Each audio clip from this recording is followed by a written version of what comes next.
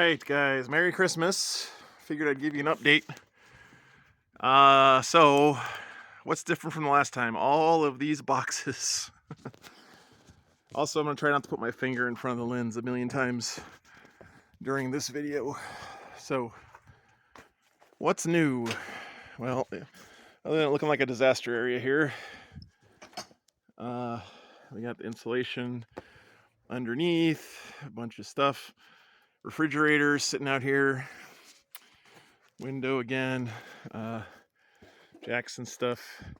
This is the back of the seat that I took out, and the toolbox that's going under there.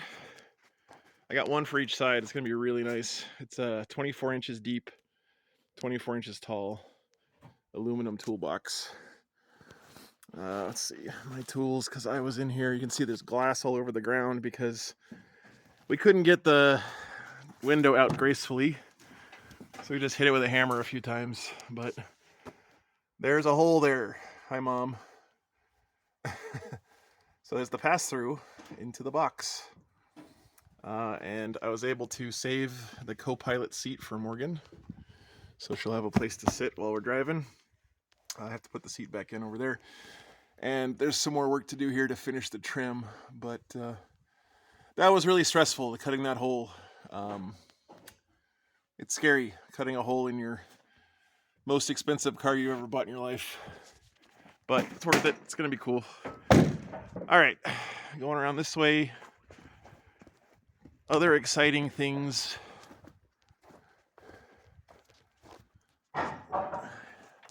Check it out. We got a door.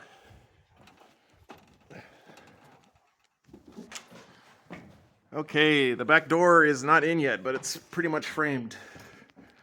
So that's exciting. Mom's in there again. You can see the pass-through from this side. You can see how we had to notch all these studs to get them to fit. And again, I know some of you guys are pointing out, yeah, of course these aren't structural. I think they're not vertically structural, but I do think they provide some rigidity from the box shifting, racking this way. You know, it doesn't hurt to have it, but the space here is gonna give me room for cables and stuff behind the studs. And again, these walls aren't really structural. They're there just to basically bump out the wall so we can put insulation in. But there is the back door. Starting to look kind of like a house. So door there, gear tunnel, goes up through there. Sorry guys, I know it's a disaster in here, but if any of you guys have ever seen my desk during a stream, you know why. That door is going on the side right there. And then there's that big window is going right here on this wall. So when that window and that door on that wall and that one down there are all in, it's gonna actually be pretty nice in here, I think.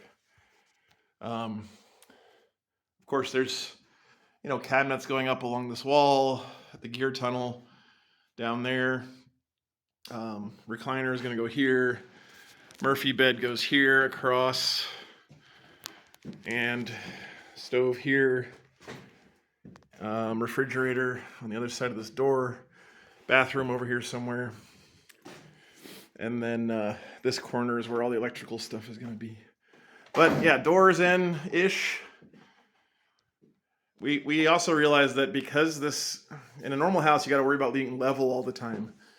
But that's because you have a level reference of ground, and we don't have that in this RV because it's not necessarily ever going to be level.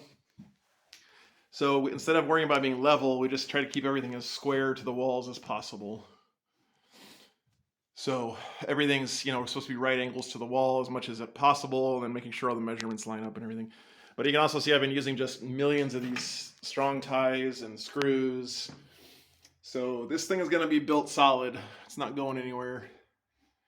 And it was single-digit temperatures. Yeah, it was really cold the last few days, so it's finally warmed up a little bit here. But, yep, that's where we are.